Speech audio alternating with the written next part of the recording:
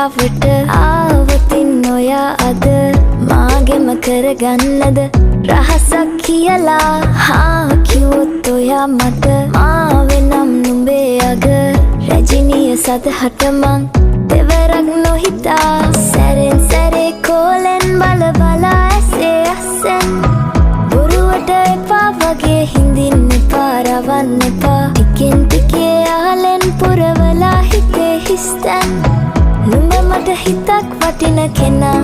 නිසා චුට්ටක් කතාවට ආවොතින් ඔයා අද මාගෙම කරගන්නද රහසක් කියලා